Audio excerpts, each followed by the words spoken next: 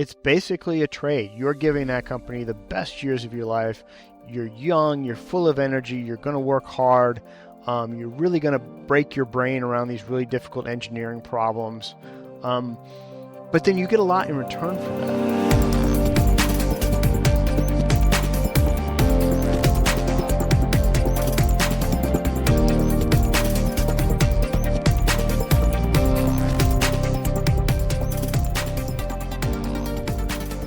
One of the things that always frustrates me when learning about leading in organizations is that almost all of the focus goes to the top. We know a lot about Elon Musk or Steve Jobs, but not always a lot about the director of Falcon Avionics or the senior manager in charge of Apple Maps development.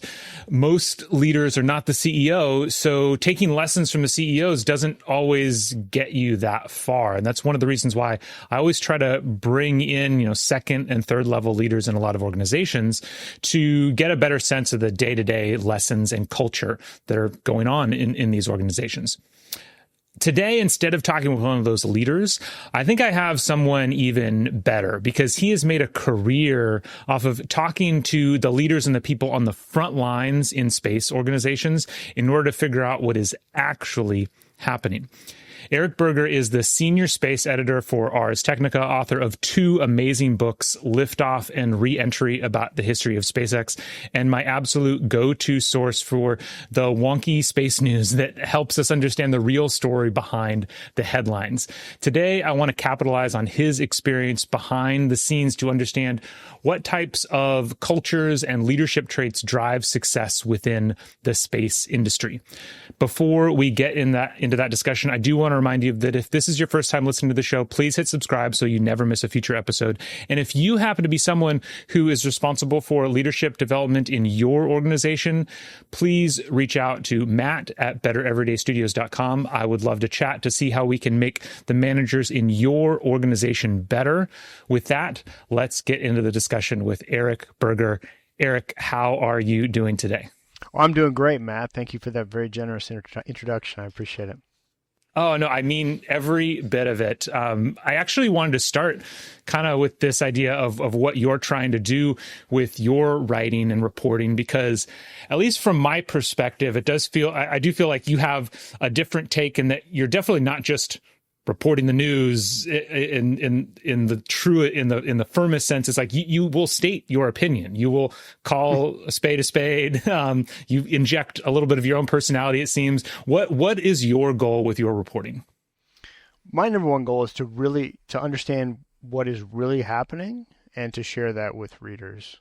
I spent the first 17 years of my career working at the Houston Chronicle.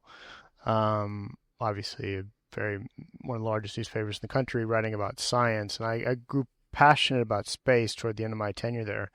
And so about a decade ago, I left to go to Ars Technica. And when I got there, I sort of made a conscious decision that, I had been watching NASA for a long time, and I liked some of the things they were doing, but some of the things I thought they were doing were really not great for the direction of the country.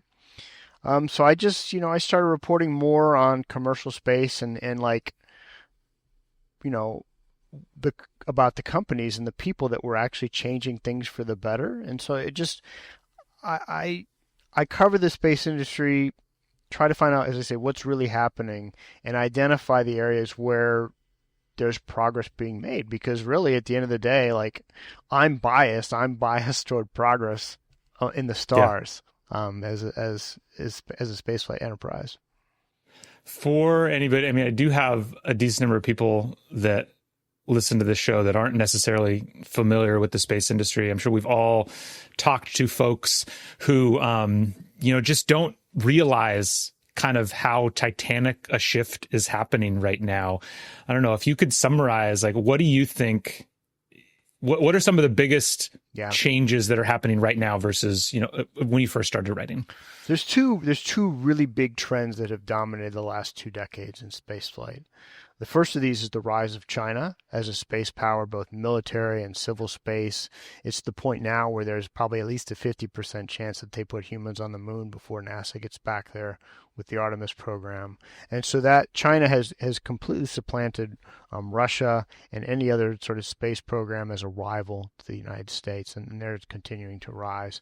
And then the other big thing, and I think which really has kept NASA ahead of the rest of the world, is the increasing prevalence and usage of commercial space.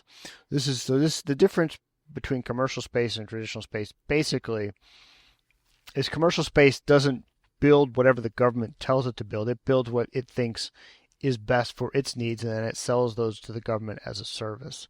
The most clear exemplar of all this is SpaceX. They're the most successful, by far the most financially valuable commercial space company, and their success has really changed the game, so that now a majority of NASA's contracts going forward are going to these commercial space companies as opposed to traditional companies like the Boeings, the Lockheeds, the Northrops, companies like that. Yeah, it's that second piece, which I think is so fundamental for people to understand, is the change in, even when the government is contracting with these companies, it's just very different than the way, because private companies have always, in a sense, built space. Like, it wasn't literally NASA employees that were building the Saturn V. It was contracted, but it was contracted out in a very different way, where there was no other customer, where now there are many customers potentially. Right. And the way it was is NASA would decide, well, we need this spacecraft or we need this rocket. It would sort of put out a basic design, go to industry and get bids on a company to build it, and then they would come in to build it, and then NASA would basically design the vehicle and hand it over to the private contractor, and then sort of be completely in the loop the whole way going forward, as that rocket or spacecraft was built and tested and flown. And it's completely different today. When you think about how we get our astronauts to the International Space Station, NASA is essentially the customer, and SpaceX launches the mission on its rocket. They control the flight of the spacecraft from their own control center in California. And then when the spacecraft gets to the International Space Station and docks, then NASA takes over from there. So literally it's buying an Uber to space, if you will. And that's kind of how NASA is moving from sort of being the designer to being the customer, and they're buying services. And that trend is increasing and likely to increase further. Yeah, I couldn't agree with that more. And I think, so now shifting into kind of what it takes for these companies to be successful, and kind of what you've seen. You've written obviously a lot about SpaceX. You're just talking about how SpaceX is one of the most prominent players, quite unquestionably the most prominent player in the commercial space world right now. One of the first times I ever reached out to you was on X, where I was talking about having read your books and how well you put, from my time in SpaceX, just how well you kind of put that balance, that almost love-hate relationship that a lot of employees have coming out of there, where it's grueling being there, but you feel like you've just been doing amazing work. I was wondering if you could kind of expand on that a little bit, just for anybody who hasn't read the book. What is that love-hate relationship that you kind of found with a lot of employees with SpaceX? So I think, the people that go to SpaceX are very motivated by and large, and obviously they're very intelligent and willing to work hard. And you might ask yourself, well, why would someone go to work for SpaceX where they're going to be working 80, 60, 70, 80 hours a week, maybe for less salary, on harder problems in a really demanding culture, when they could go to like a Lockheed or a Northrop Grumman and make more money and have an easier job with lesser responsibilities? It's just, I think for a lot of people working at SpaceX, especially in their young years, like, you can't really start a family like that. The company, I think, is most of your whole life. Yeah. It's your work life, it's your social life, and so it's just really challenging. And I think so. It's what I found, and certainly you would know this better than most, Matt, is that like, it's basically a trade. You're giving that company the best years of your life. You're young, you're full of energy, you're going to work hard. You're really going to break your brain around these really difficult engineering problems. But then you get a lot in return for that, right? You get stock in an extremely valuable private company, and the stock only seems to go up. You get to work on the hardest problems. You get to build stuff that actually flies. Whereas if you go to someplace like NASA, a lot of those programs are canceled. And so you're at a place like NASA, you're spending a lot of your time in meetings on Zoom calls You're not building, breaking things, flying and things like that. It's just a much more dynamic environment generally in the private industry. And so, and also like it's just like it's the peak, right? If you want to work on the most cutting edge stuff in spaceflight, and I think a lot of the people that go there like really feel strongly about they want to advance humanity into Yeah. the solar system. Like they really one of the things that I found about tech companies, and this is especially true in space, is that having an inspiring mission really attracts people. And what is the mission of Lockheed Martin? And by the way, Lockheed Martin, a great company, they build excellent Yes. satellites. But what is their mission? Their mission is to return value to the shareholder, right? Um, Yeah. but the mission of SpaceX is to put humans on Mars. The mission of Blue Origin is to build a highway to space.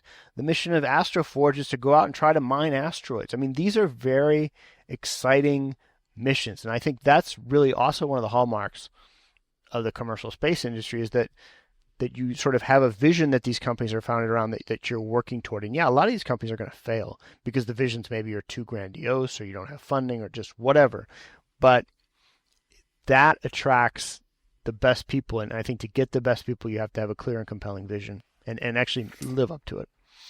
Yeah, that's a really interesting point. They'll have to come back to because I do think in that mission piece, it is one of the things that, especially when I was working there, and that I say again and again is, the make life multiplanetary or make humans multiplanetary. It's not a slogan. It's like it's true. Like every person there is truly trying to achieve that. And I think that, from my perspective and from the perspective of, a lot of HR professionals, you hear, whether you're inside it or you hear stories about SpaceX and particularly the way Elon sometimes acts, and you think, every leadership book says this shouldn't work. Like, why is this working? And the only conclusion that I've been able to come back to is that sense of mission and purpose of it makes up for a lot. And it not just makes up for it, it creates a lot of glue that just brings people together. Kind of on that last point though, that you mentioned, you have to live up to it. The question that I wanted to go to next around this idea of culture is, what do you think the limits are? Like, we see there's a lot of space companies out there that are maybe trying to be just, push just as hard. Is there a limit to just we're going to work really hard mentality in order to create success? I would say there's a couple things to that. First of all, I think SpaceX is kind of the bleeding edge of is this sustainable or not? And I would think you would have to argue it is sustainable because the company now is almost a quarter of a century old and it's larger than ever. It's charging harder and faster than ever into the future. And the formulas you have, some managers who kind of survive in that environment and figure out a way to stay there for a long time. And I think they're very special people to go through that crucible. And then you just sort of continue to attract really young, bright people who want to take their shot. What does not seem sustainable to me, or what I think is a real challenge or could be a limiting factor, is how commercially viable are these companies? Because the most successful ones are stopped back by billionaires. Like, right, look at Blue Origin. Jeff Bezos has spent, I would estimate, probably $20 billion bankrolling a company that just launched its second orbital mission. Stunning success, by the way. But no other company has that. And Elon does not regularly putting money into SpaceX, but again, it was sort of his financial wherewithal and his ability to continually go back to capital markets and raise money that has allowed SpaceX to thrive and to grow and really invest rapidly in things like Starship and Starlink over the last 5 to 10 years. And a lot of the other commercial space companies that are still around are backed by billionaires or really wealthy people. You look at a company like Relativity Space; it was going to go bankrupt. Yep. And then Eric Schmidt had to step in and put more than $1 billion in it to financially stabilize it. And so, the question for me is there a path to profitability for companies who don't have billionaire backers? I mean, if you look at even like Rocket Lab, which has successfully gone from being a small launch company to being a launch and space services company. They have lots of revenue, hundreds of millions of dollars a year, but they're still losing money. And they are like one of the big success stories in commercial space. So Yeah. so I actually think from the worker standpoint, it is sustainable because as we talked about, you have an attractive mission that people want to work for. I worry about the long-term financial stability if we don't find real commercial applications in space kind of beyond mega constellations. Yeah, it kind of puts you in, I don't know if you want to call it like a catch-22, because it's like you need this big, compelling vision in order to operate that way and attract that kind of talent. But at the same time, you can only be as big as and compelling as you're able to commercialize. And so, if you're on the bleeding, if you're trying to go after some technology or some new thing that it's going to take a long time to prove out to the market, or a market has to be created for it, maybe you just can't stay alive long enough to realistically achieve that. And so you kind of in this tension of how bold can you be while how quickly can you make it a viable market. And I think that's why there's so much admiration for a company like SpaceX and Elon Musk, for all of, I think a lot of people think negatively about him, and I completely understand that. But, if you go back a decade, he made these huge bets. This was at a time when his Falcon 9 rocket was failing, and said, no, we're going to build the world's biggest rocket and try to make it fully reusable, and we're going to build a mega constellation of Starlink satellites. And both of those looked like losing propositions, and they were both like $5 to $10 billion projects to get going. And like he undertook them both at the same time, and that has completely changed spaceflight as we know it. The rest of the world is trying to catch up now to Starlink and to Super Heavy, the rocket. So it takes I think it's a special person to kind of move that paradigm forward. And again, this goes back to what we were just talking about. Like, is it just going to be a couple of billionaire-backed companies that find success, or is there enough space for other companies to get involved in this? Yeah. Well, kind of moving outside of SpaceX then, and kind of some other cultural attributes, you get to talk to a lot of organizations. You talk to a lot of space companies.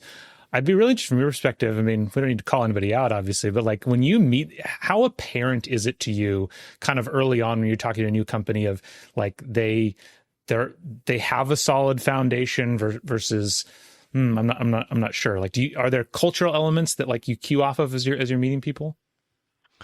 There's a couple of things, and I think cultural elements are one of them, right?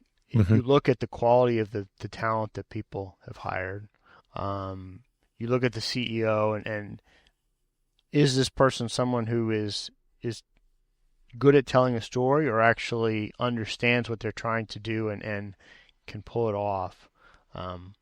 So that's one part of it. And I think, in the space industry, there's an incredible amount of hype, and it's really easy to spin things. And so you get people talking about mining helium-3 on the moon, right? Which, good luck. I mean, I'd love to see it, but I'm not sure it's a compelling business case. And so that's one thing. But also, there's lots of other cute clues for a journalist. Like, you would look and see how much money they've raised, right? Because I don't think venture capitalists are the best judges of talent, but like if someone is putting their money where their mouth is, they've seen enough inside information about this company to believe in the leaders and their vision. You look at what they say they're going to do, and is it realistic? Like for me, if you're looking at a launch startup, unless they've raised $200 million, I don't think they have a clear path to orbit. And Are they talking about launching a rocket 50 times a year, like within 5 years? Because that's, again, just a complete red herring. Like that's not going to happen.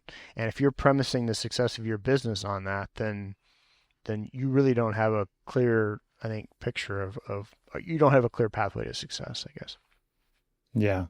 So it's still, it kind of, a lot of what I'm hearing you say is a lot of it comes back to just a reality check almost of how closely it's about, in order to attract the talent, you have to have this big promise. Yeah. But how much do you understand the reality of that promise? Yeah, and it does kind of go back to the people. Like you look at not just the CEO, but who have they hired to be the VPs, who's leading their various programs, and like if they've come from good companies or maybe I know them, then that's a good check. And then you just go talk to other people in the industry and you say, do you think this company's legit or not? Yeah, that makes sense. You've been having a lot of, I think you recently spoke with Andy Lapsa from Stoke Space. Mm-hmm. They're one of the big focuses right now. I think, at least from what I've seen, they're one of the companies that's doing. I mean, I've been amazingly impressed by them. They're kind of one of the companies that at least seems to be offering a different path to the we're just really going to work harder. I mean, they're obviously still working very hard, but it's like they're trying to take a different path. Are you seeing, so we talked earlier about what are the limits of kind of like the SpaceX pathway. Are you seeing successful companies starting to explore other paths? Absolutely. So I remember the very first conversation. Andy Lapp's the CEO of Stoke Space. They founded the company about 5 years ago. They're trying to build a rocket that can carry about 4 tons to low Earth orbit, fully reusable. So it'd be next to Starship, the only other fully reusable rocket. And he's a big believer in full and rapid reuse of launch technology. One of the very first conversations we had was, this was years ago, and he sort of went through all the different companies and said, well, look, SpaceX's culture is not sustainable. It's too demanding. People that go there get kind of torn up and they don't stay. And it's just I don't feel it's a healthy environment. He's got kids. It's not a place he really wanted to work. He'd worked at Blue Origin for a decade, and it was too slow. wasn't nimble enough. He didn't feel like it was ambitious enough, and just had problems. And sort of we talked about the other launch companies, and he's like, look, I want to find. He said I was trying to find a happy medium. Those are my words. I don't think he said happy medium, but basically, sure. Look, we want to be hard driving, we want to be cutting edge, we want to do hard things, but we don't need to be assholes about it, right? And so. It's interesting to sort of follow them 5 years later and see that they're making incredible progress. I actually just spent an afternoon with him at their launch site in Florida, and they're getting close. And it's impressive. And so absolutely. I think like Elon's adventure into politics has really been a difficult moment for this industry to navigate too, because by and large, space more or less had been nonpartisan. And then the clearly most important person in the world when it comes to setting spaceflight policy and flying things into space just goes completely hardcore right wing. It becomes the biggest donor to the president, or the president elect, and just and I think that probably made some people at SpaceX pretty uncomfortable. And I think it was an opportunity for other companies to recruit against them a little bit and say, look, our CEO is never going to be on X, attacking foreign leaders or doing this or that. But at the same time, like I have not heard anything in the last 6 months or year that has shown that like they're having real challenges recruiting. So I do think, in answer to your question, I do think there are alternative pathways to finding the path to success other than the SpaceX way.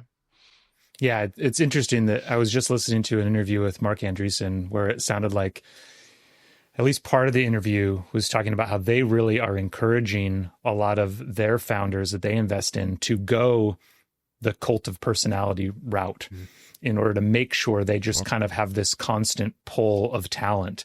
But there's implications to that. There's ramifications to that. Well, I think it's interesting too, if you look at Blue Origin, right, Jeff Bezos's company, which was founded even before SpaceX and moved slowly for a long time, they have really only turned it on the last 2 years when he brought in Dave Limp from Amazon to run Blue Origin, and that company has gone through a wrenching culture change from, I don't want to say it was a country club atmosphere, but it was pretty laid back, and now it's like they're doing like the Amazon culture. They're doing stack ranking. They're doing periodic layoffs to sort of, get rid of people that they don't think are performing. They're trying to cut back on some of the management layers. And so like a lot of people who'd been there a long time were turned off by that. but clearly Bezos felt the need that, okay, we need to go harder core on our culture if we're really going to compete in the space industry. And I think that is starting to bear some fruit for Blue Origin, as painful as it's been for some of the employees. Yeah, I'm sure. I talked with somebody recently who they described that transition as, they're going from like an R&D lab to a company. That's kind of the shift that they're having to make. And yeah, it's an intense shift. And no, I was just gonna say Bezos. I think he made a huge mistake when he brought in Bob Smith I think it was around 2017, because he basically went from an R&D lab under Rob Meyerson to a big traditional aerospace company under Bob Smith. And now under Dave Limp, he's trying to sort of get back to a new space upstart, sort of trying to be disruptive, right? And so this is kind of like the third culture. And I just think this 5 or 6 years that he spent in traditional space land with Bob Smith was a real mistake. Interesting. What do you think? Since, bringing up kind of the traditional companies, we mentioned Lockheed earlier, like what is the difference in those cultures? Do you think does it ultimately come back to is that when you are a giant company, like ultimately the bottom line is delivering for shareholders versus delivering on a specific mission? Is that the difference, or what do you think? So one of the commercial crew astronauts told me he spent a lot of time both at SpaceX and Boeing, after NASA made that selection in 2014 of SpaceX with Dragon and Boeing with Starliner to get Cruz the astronaut.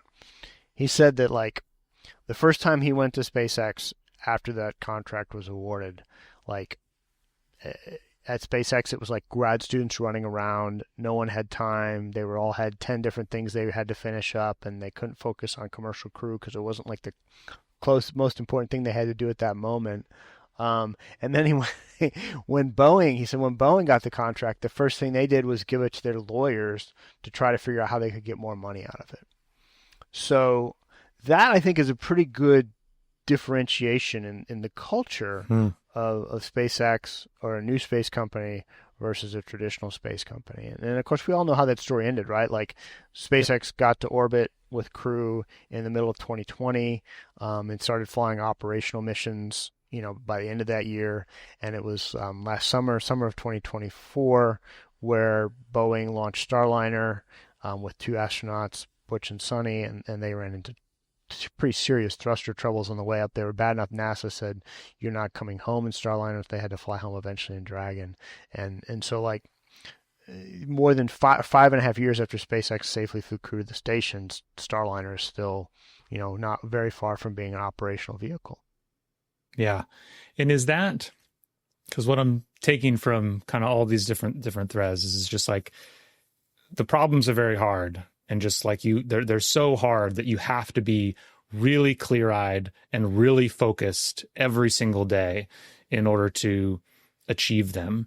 Does that sound right to you? Like that's really kind of the crux of a lot of this? Yeah, I think it's like you've got to have a motivated workforce. They've got to know why they're at the company, and you've got to have a clear focus. You've got to know what the most important thing is you're working on, and be given the time and resources to solve those problems. Yeah. Because I think that's it, especially that second part, I think is potentially one of the big differentiators in different companies that I'm seeing of how when they are successful, they are able to successfully identify and keep people focused on what the most important thing is. But there's different ways that you could choose to do that. And, to use the 2 examples, I would say very often, some companies choose to just do it through lots of action and test and fail and like lots of chaos, and like just like the truth rises out of the chaos almost, versus other companies, again, I know the little bit that I know from Stoke is that they kind of immediately identified the fact that there wasn't good software in order to figure out what the most important thing was. And they created their whole own software just to do that. And now there's a whole series of startup companies around engineering software to help and manufacturing software to help identify what the critical path is. So if on the one hand, there's just you kind of let the chaotic nature of the workforce and the busyness of the workforce push it forward versus trying to see if there can be a more deliberate path to identifying what it is. And it seems like those are kind of the two differences that at least are playing out right now. Yeah, no, I think certainly there are multiple pathways to success. But I think it's very important for the workforce to know where they're going and to know why they're there. And it's, look, if you're working for Boeing and you've got great health care, and you're whatever your business center is profitable, that's great. You probably feel okay about working there, but like, are you motivated to put that extra effort in by a certain deadline because, fate of the company is in the offing, or, you're going to increase the value of the private shares that you hold. I mean, there's just more motivations, I think, at a place like SpaceX or other commercial space companies. There's a lot of them out there, like they're attracting good young people with stock options and clear and compelling visions. Well, and I know in talking with some of the folks, I have a few friends who have started, recruiting firms, and they recruit specifically for some of these early stage startups. And early on, they were trying to figure out, okay, we know we're going to talk to space companies, but who else are we going to talk about or talk to? And at first they thought it was going to be kind of like aviation and flying. And it turned out that wasn't the case at all. At the time, at least a few years ago, it was like battery storage and kind of green energy. And it was less about how close the technology is and more about just like having these bigger missions and goals that you could try to go after and solve. When I look at, so I have two daughters who are Generation Z, and it does seem to me like it's more, and I don't mean to sort of, label anyone, but I think that it is very attractive for younger people. They look around, they see the world has a lot of problems, like a lot of problems. Some environmental, some political, and they like to find a way to solve those problems. And so if your company is trying to create a solution to solve those, and it's more attractive. So that's why I think what you were saying is like the energy sector, not like fossil fuels, but like battery storage, alternative energy, solar energy, nuclear energy, those kinds of companies are pretty appealing because they have a good story to tell about how they can help out, humanity. Yeah, absolutely right. And that's the neat. I've been thinking about a post because, like as you mentioned, there's lots of problems that people see in the world. I'm connected with a lot of folks who aren't familiar with the space industry or generally the hard tech industry. And I always just want to tell them, like, if you're feeling, there's lots of problems. There's lots of things going wrong with the world. But if you want to get lifted up, like spend a minute getting smart on what's going on in like hardware tech right now. Because it feels like it's the 1950s, or we're on the verge of potentially being the 1950s, where just like our world over the next decade gets like, it's a completely unknown new world that we're going into. Yeah. No, I agree. It's one of the things I think that you have to admire about Elon is that he builds things, and for a long time, and he builds things quickly, and that just doesn't happen as much in this country as it used to. It's just one of the major advantages that China has over us is they're manufacturing a lot more stuff than we are, and they're building big public works projects. So yeah, we need the builders. On that kind of optimistic note, as somebody who's plugged in as you are, is there anything in particular that you're most excited about over, call it, the next 18 to 24 months? Honestly, one of the things I'm most looking forward to is Blue Origin's lunar mission, Blue Moon Mark 1, scheduled to launch hopefully in the first quarter of next year, maybe flip to first half of next year. But this will be the largest lunar lander we've ever put on the surface of the moon, entirely privately developed. And I think that's very exciting and sort of really will wake people up to the fact that we are going back out there in a big way. Yeah, if they can they could stick that landing, it's going to change the story. Like Hey it's man, gonna we be saw really them land exciting. New Glenn. I think I I'd know. give them at this point pretty high odds of sticking the landing with. Yeah, I agree. Well, thank you, Eric. I too am very excited about that. There's a lot of amazing things happening right now, so it was great to get a little bit behind the scenes curtain. Or behind the curtain. Thank you so much for talking today. Thank you, Matt. Thank you so much for listening in on the conversation. I hope you got as much out of it as I did. If you are a manager yourself and you're looking for more insight onto how to better lead your team, please make sure to check out some of our other amazing episodes. If you are responsible for developing leaders in your organization and you're struggling to make programs that actually change behavior and actually impact the business, please reach out so we can figure out how to make your organization better every day. Drop me a line using matt@bettereverydaystudios.com. I look forward to the conversation.